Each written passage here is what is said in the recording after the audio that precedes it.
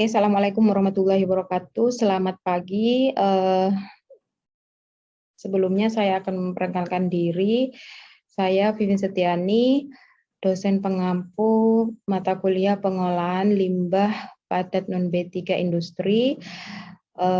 Pada hari ini kita akan belajar tentang metode pengambilan dan pengukuran timbulan dan komposisi sampah perkotaan. Sebelumnya saya akan menjelaskan bidang saya. Bidang saya di sini adalah pengolahan limbah padat dan saya merupakan lulusan teknik lingkungan ya dari S1 saya dan S2 saya juga teknik lingkungan. Kan tetapi saya bidangnya di pengolahan limbah padat, sehingga saya diberikan tanggung jawab ya untuk mengampu mata kuliah pengolahan limbah padat non B3 industri. Mata kuliah ini ada dua tipe ya, yaitu praktikum dan teori. Nah, pada sesi ini kita akan belajar tentang praktikumnya, yaitu salah satu pokok bahasannya yaitu pengukuran timbulan, komposisi, densitas, dan kadar air. Nah, di sini yang perlu kalian melakukan pengukuran di sini menggunakan SNI nomor 193964 tahun 94 ya. Yang perlu diperhatikan yaitu harus benar-benar sesuai dengan SNI 193964 tahun 94 ini. Capaian pembelajaran dalam mata kuliah ini diharapkan kalian sebagai mahasiswa dapat melakukan dan mengevaluasi pengolahan limbah padat non B3 industri dengan baik dan bertanggung jawab. Pada pokok bahasan ini kita akan belajar tentang pengukuran timbulan dan komposisi serta kadar air dan densitas sampah, sehingga diharapkan kalian dapat mengukur timbulan, densitas, dan komposisi kadar air ini dengan baik ya dan tanggung jawab. Karena di dalam timbulan, densitas, komposisi, dan kadar ini merupakan karakteristik limbah padat yang merupakan salah satu kunci ya dalam mengevaluasi dan melakukan ya merencanakan pengolahan sistem pengolahan limbah padat non B3 industri. Sehingga jika kalian mengetahui dan dapat mengukur karakteristik sampah ini, timbulan, densitas, komposisi, kadar ini, maka kalian dapat melakukan evaluasi ya atau merencanakan pengolahan limbah padat non B3 industri. Ketentuan penilaian dalam mata kuliah ini yang pertama adalah praktikum dilakukan secara berkelompok dan dilakukan pada masing-masing rumah selama pandemi COVID-19. Yang kedua, kalian wajib membuat video pada saat melakukan praktikum ya, di mana maksimal 10 MB, kemudian dikumpulkan di LMS. Hasil data disajikan dalam bentuk format tabel. Nah, disarankan form tabel ini dibuat sebelum kalian melakukan praktikum. Kemudian laporan praktek ada dua macam, laporan pendahuluan dan laporan resmi. Nah, laporan pendahuluan di sini dikumpulkan sebelum praktek kalian dilakukan. Kemudian laporan praktek resmi di sini dikumpulkan setelah praktek dilakukan. Semua dikumpulkan di LMS ya. Silakan cek di laporan praktek di LMS. Kemudian di sini pengumpulan laporan, silakan kalian cek di LMS untuk deadline-nya. Untuk bobot penilaian 10% kehadiran, 40% laporan praktek, ETS dan EAS 25%. Kemudian jika Anda kehadirannya kurang dari 80%, maka kalian tidak bisa mengikuti evaluasi tengah semester dan evaluasi akhir semester. Nah, alat yang dibutuhkan dalam praktikum ini, praktikum pengukuran timbulan, komposisi, dan kadar air ini, yang pertama adalah APD. APD di sini terdiri dari baju lab kalian ya, kemudian safety shoes, masker, sarung tangan, kemudian selain itu ada alat pengambil contoh berupa plastik, kemudian pengukur kotak ini densitas ya di sini ya, skalanya atau dimensinya 20 x 20 x 100 cm. Timbangan bisa kalian gunakan digital atau manual. Kemudian alat pengukur densitas juga bisa kalian gunakan yang dimensi 1 meter kali setengah dan kali 1 meter ya. Ini panjang lebar tingginya ya dimensinya ya. Kemudian perlengkapan pemindah alat ya, alat pemindah seperti skop, sarung tangan juga itu merupakan APD. Yang pertama adalah melakukan pengukuran timbulan, membuat form pengukuran timbulan sampah ya. Kemudian menimbang berat sampah setiap hari dari sampel yang kalian dapatkan. Nah, sampel yang kalian dapatkan di sini bisa dari rumah jika kalian mengukur dari rumah masing-masing rumah atau dari TPS, TPA. Kemudian di sini untuk pengukuran timbulan sampah di sini kalian juga harus dilakukan selama 8 hari berturut-turut ya. Nah, kemudian dan jangan lupa harus ada dokumentasinya ya setiap melakukan pengukuran. Nah, ini formnya ya, kalian buat setiap hari selama 8 hari berturut-turut. Catat jumlah penghuni karena di sini kalian diarahkan untuk mengukur timbulan sampah di masing-masing rumah kalian sendiri, sehingga jumlah penghuninya di rumah kalian itu ada berapa orang setiap harinya selama 8 hari, kemudian berat sampah yang tercatat setiap harinya selama 8 hari berapa, kemudian timbulannya yaitu massa berat sampah dibagi dengan jumlah orang setiap harinya, kemudian kalian rata-rata selama 8 hari berturut-turut. Nah, setelah itu, di sini contoh dari pengukuran timbulan sampah ya. Nah, ini bisa kalian gunakan timbangan digital. Nah, setelah kalian mengukur timbulan sampah, kalian ukur ini apa saja sih alat bahan yang dibutuhkan, yaitu kotak pengukur ya di sini ya. Nah, di sini yang pertama kalian kotak pengukurnya ya, kotak densitasnya ditimbang. Kemudian tuang secara bergiliran. Nah, kotak 40 liter. Di sini tuang di sini maksudnya sampahnya dimasukkan ke dalam kotak pengukurnya selama 40 liter itu. Kemudian kalian hentakkan ya kotak pengukurnya tadi yang sudah kalian isi dengan sampah dari hasil dari rumah kalian itu, hentakkan 3 kali ya. Jadi kotak pengukur yang ada sampahnya itu kalian hentakkan 3 kali dan angkat kotak setinggi 20 cm, kemudian jatuhkan ke tanah. Dan di sini tidak boleh ada penekanan ya pada saat kalian menuangkan sampah yang ke dalam kotak densitas tersebut atau kotak pengukur. Kemudian ukur ya dan catat volume sampah setelah kalian letakkan 3 kali tersebut. Pasti yang berubah di sini adalah tingginya, panjang lebarnya pasti sama, panjang lebar sampahnya. Namun tinggi sampahnya pasti akan berbeda. Ingat yang diukur adalah tinggi sampah, bukan kotak pengukur atau kotak densitas. Kemudian timbang dan catat berat sampah yang dihasilkan ya setiap harinya itu. Nah, di sini juga dilakukan pengukurannya, densitasnya dilakukan selama 8 hari berturut-turut dan pastinya harus ada dokumentasinya. Nah, ini adalah lembang form densitas sampah. Sama ya, setiap hari selama 8 hari kalian catat, kemudian berat sampah yang masuk ke dalam kotak densitas, ada data panjang, lebar, tinggi di sini merupakan tinggi setelah dihentakkan ya kotak densitasnya 3 kali ya. Tinggi sampahnya. Nah, kemudian volume sampah, panjang kali lebar kali tinggi sampah setelah dihentakkan 3 kali. Densitas di sini berat sampah atau massa dibagi dengan volume sampah. Nah, kemudian kalian rata-ratakan setiap harinya. Di sini kan kalian dapat densitas selama 8 hari rata-ratanya berapa. Nah, setelah itu di sini ada contohnya pengukuran densitas sampah. Nah, ini adalah pengukuran kotak densitasnya ya, yang 40 liter. Kemudian menuangkan sampah ke dalam kotak densitasnya. Kemudian di sini ada letakkan 3 kali, lalu di atas bukan ke tanah. Di sini tingginya berapa, tinggi sampahnya setelah dihentakkan, kemudian kalian juga ukur berat massa yang masuk ke dalam berat atau massa sampah yang masuk ke dalam kotak densitas tersebut. Nah, ini ya contoh pengukuran densitas sampah. Nah, setelah itu kalian ukur komposisi sampahnya dengan di sini pastinya apa saja sih yang dibutuhkan dalam mengukur komposisi sampah. Ada kotak densitas 500 liter. Yang tadi 40 liter itu untuk mengukur densitas ya. Kalau komposisi itu kita menggunakan 500 liter menurut SNI. Namun, karena di sini kita sampelnya kalian dari rumah, sehingga tidak tidak sampai 500 liter ya, terlalu kecil, masanya pasti terlalu kecil sehingga boleh kalian gunakan 40 liter tadi.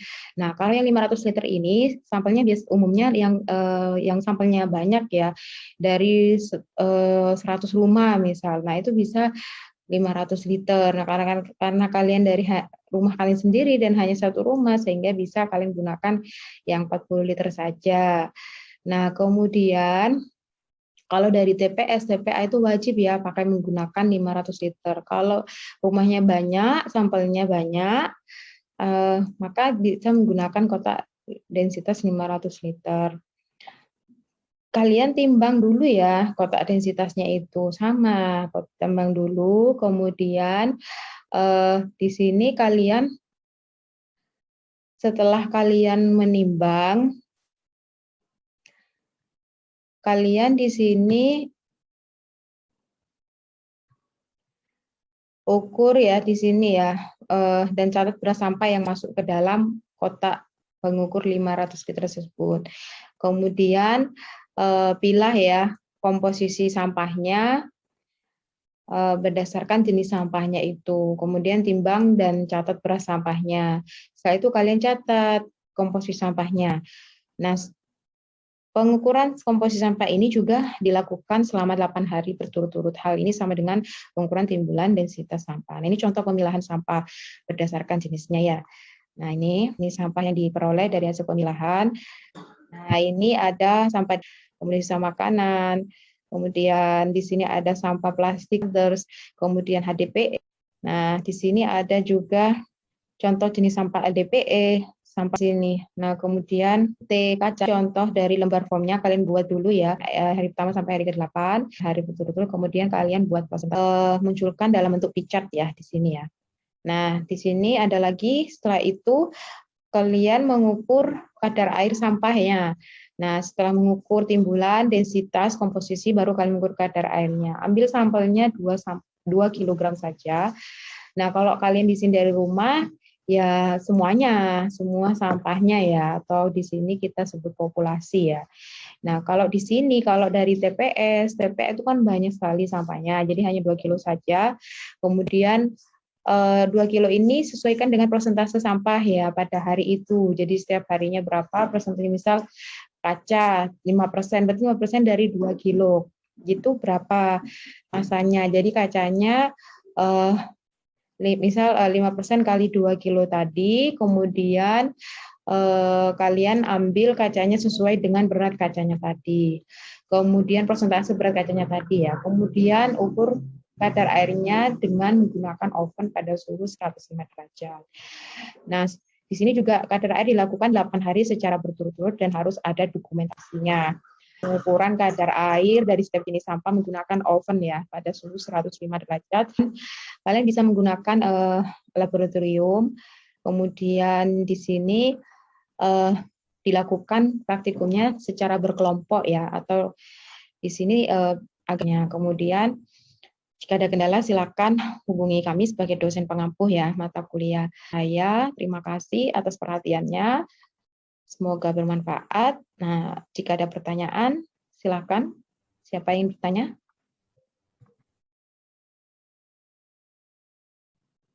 Ya, Krisna silakan.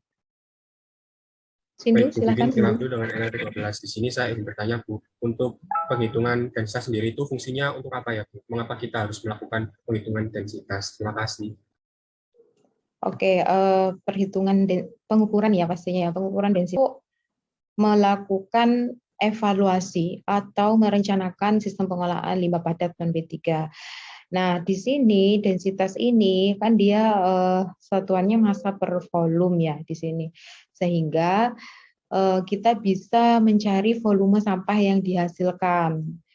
Nah, dari volume sampah yang dihasilkan itu bisa kita melakukan desain pewadahan atau bak sampah di suatu wilayah, atau kita bisa mengevaluasi bak sampah di suatu wilayah atau daerah. Sehingga data densitas ini itu sangat penting dalam mengevaluasi dan melakukan perencanaan pengolahan limbah padat non B3. Begitu. Ada lagi pertanyaan? Ya, Dewi, silahkan Mbak Dewi. Sebelumnya izin masuk forum, Bu, izin bertanya. Saya Dewanita Pratiwi, NRP 1020040025. Izin bertanya, bagaimana Bu jika pengukuran kadar air sampah, di mana pengukuran ini pengeringan sampah pada suhu 105 derajat itu melebihi atau kurang dari 105 derajat gitu, Bu.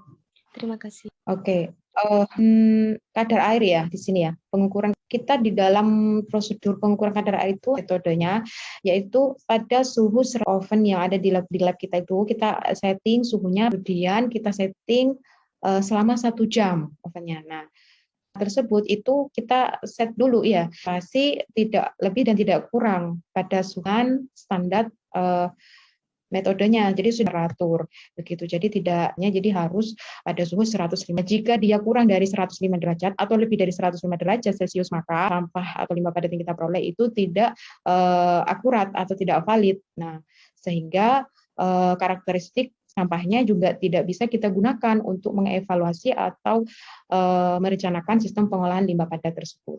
Begitu. Oke, selanjutnya ada lagi pertanyaan? Oke, Dia, silakan Dia.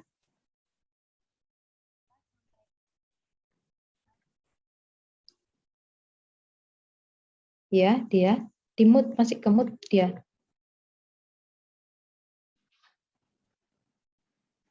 Oke, silakan Mbak Dia. Baik Ibu, terima kasih. Saya izin bertanya. Saya Dia Isna, NRP 10200400444. Di sini saya izin bertanya yaitu mengapa pada saat pengukuran kotak densitas hanya dilakukan 3 kali penghentakan saja. Terima kasih Ibu. Oke, jadi menurut SNI tahun 94 ini menjelaskan bahwa pada saat pengukuran densitas sampah itu kita hentakkan 3 kali ya kotak densitasnya. Hal ini bertujuan agar rongga-rongga udara yang ada di dalam kotak densitas itu semakin kecil sehingga terpenuhi semua oleh sampah yang ada di dalam kotak densitas. Nah, sehingga data densitas sampah lepas itu benar-benar akurat ya atau valid dari hasil pengukuran kita. Jadi kita hentakkan 3 kali. Jika kurang dari 3 kali hanya dilakukan 1 kali, misal rongga udaranya akan banyak sehingga densitasnya itu juga tidak akurat datanya sehingga bisa menyebabkan volume atau di sini densitas sampahnya itu bisa kalau dia misal harusnya dia sekian misalnya 10 kilo yang masuk ke dalam 40 liter itu ternyata hanya 5 kilo saja. Nah, sehingga densitasnya itu dia lebih kecil ya, jadi lebih kecil. Nah, sehingga volume kalau mau mendesain bak sampah kita kan butuh volume sampah. Nah, kalau densitasnya kecil berarti volumenya juga akan yang kita peroleh volume sampahnya semakin kecil dan tidak sesuai dengan realitanya ya. Jadi volume sampah yang ada di dalam wilayah tersebut tidak sesuai sehingga bak sampah yang kita desain nanti akan tidak sesuai dengan volume sampah yang dihasilkan. Nah, itu akan menyebabkan desain kita buruk ya, tidak sesuai dengan sampah yang dihasilkan, volume sampah yang dihasilkan di wilayah tersebut. Jadi harus kita benar-benar sesuai dengan SNI ya, pengukuran karakteristik dari sampahnya yaitu berupa timbulan, densitas kadar air, dan komposisi sampahnya. Begitu. Oke, ada pertanyaan lagi?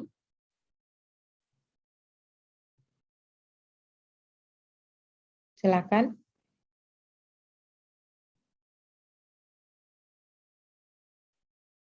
Ya, Haikal. Baik, terima kasih Ibu atas waktu yang telah diberikan. Perkenalkan sebelumnya, nama saya Haikal Irfan Titan Prianto dengan NRP 10200448. Saya izin bertanya Ibu, pada praktikum metode pengambilan dan pengukuran timbulan dan komposisi sampah perkotaan berdasarkan SNI 1939-1994,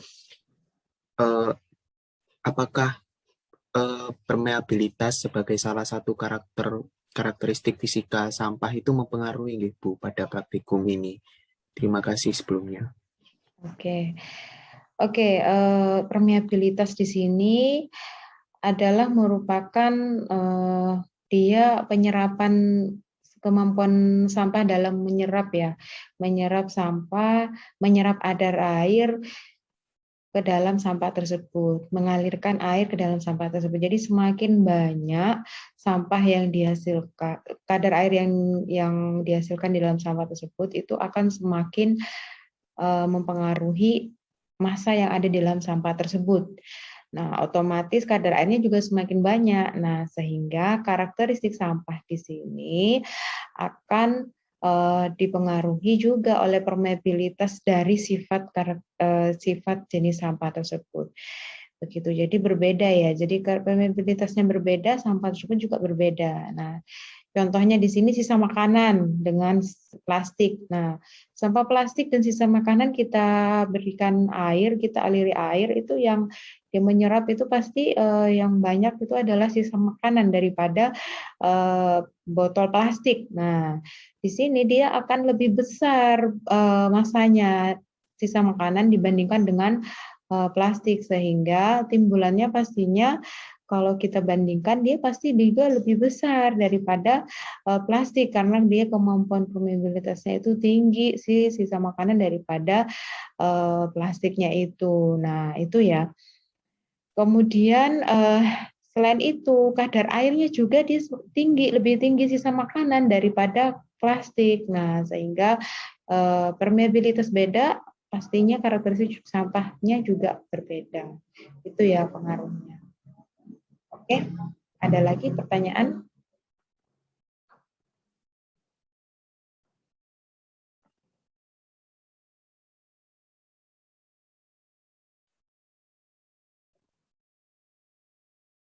Oke, kalau tidak ada pertanyaan, saya akan bertanya.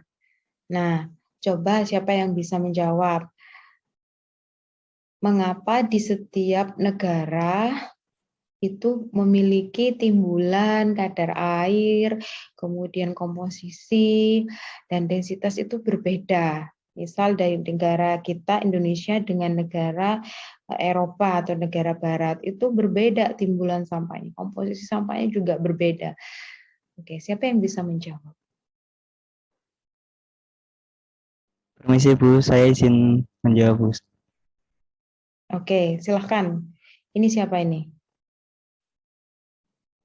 Saya Ahmad Basori Bu. Mohon maaf Bu, saya off cam karena kendala sinyal Bu. Oh iya, tidak apa-apa. Silahkan, Basori. Menurut saya ada beberapa faktor Bu, seperti iklim, musim, kemudian letak geografi, tingkat konsumtif warganya,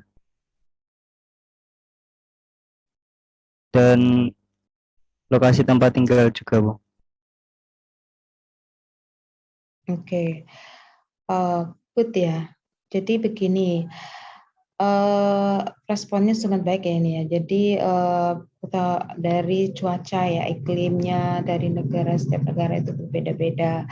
Kemudian konsumtifnya berbeda-beda juga, pola hidupnya berbeda-beda.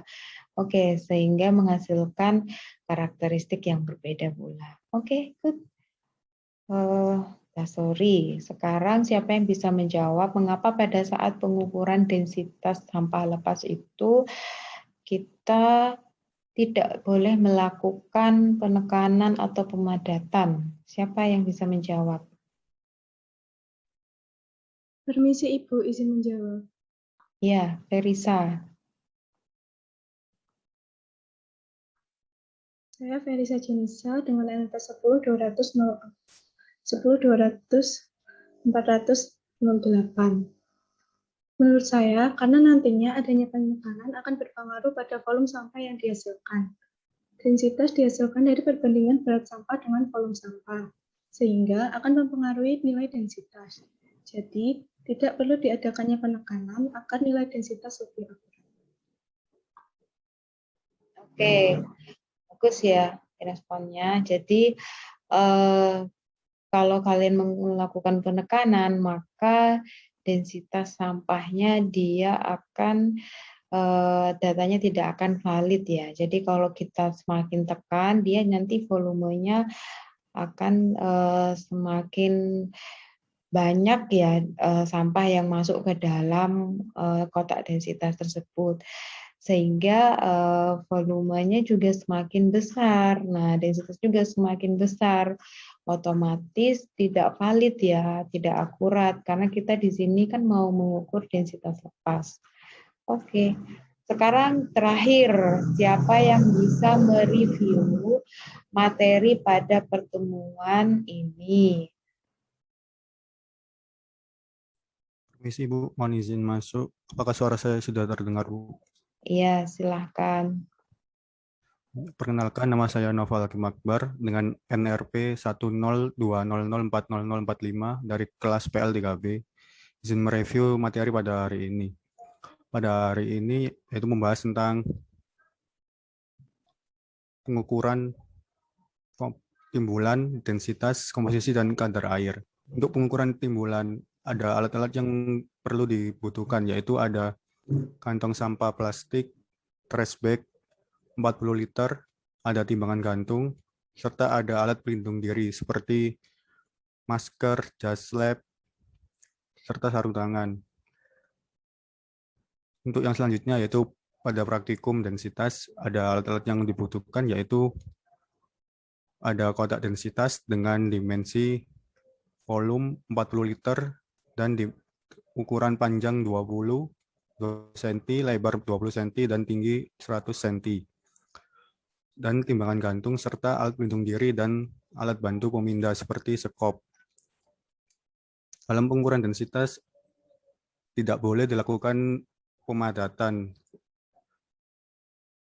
karena pemadatan sendiri akan mempengaruhi hasil data dari densitas sampah itu sendiri. Pengukuran densitas juga dilakukan setelah dihentakkan sebanyak 3 kali dengan ketinggian 20 cm dari permukaan tanah. Yang selanjutnya yaitu pengukuran komposisi sampah. Pengukuran komposisi sampah dibedakan berdasarkan jenis-jenisnya. Untuk jenis plastik bukan hanya dibedakan menjadi jenis plastik biasa, tapi dibedakan lagi seperti polistiren, PS, PP, polipropilen, LDPE, HDPE, dan lain-lain. Sedangkan untuk limbah seperti kabel dan baterai dipisahkan dan dimasukkan dalam jenis lain-lain karena termasuk limbah B3. Untuk pengukuran kadar air dalam sampah yaitu dibutuhkan alat oven karena pengovenan sendiri digunakan untuk menghilangkan kadar air dalam air dengan suhu 105 derajat Celcius. Pengukuran kadar air dilakukan dengan cara penimbangan berat sebelum pengovenan dan penimbangan berat setelah pengovenan. Mungkin dari saya itu Bu. Sekian Bu. Oke, terima kasih ya. Sangat baik responnya, Naufal. Oke, hari ini sudah selesai ya materi kita hari ini, yaitu pengukuran timbulan, komposisi, kadar air, dan densitas sampah. Kita akhiri pertemuan ini. Semoga bermanfaat. Semoga kita semua dalam kondisi sehat selalu. Terima kasih atas kehadirannya. Sebelumnya dinyalakan kameranya dulu, semuanya kita foto bersama.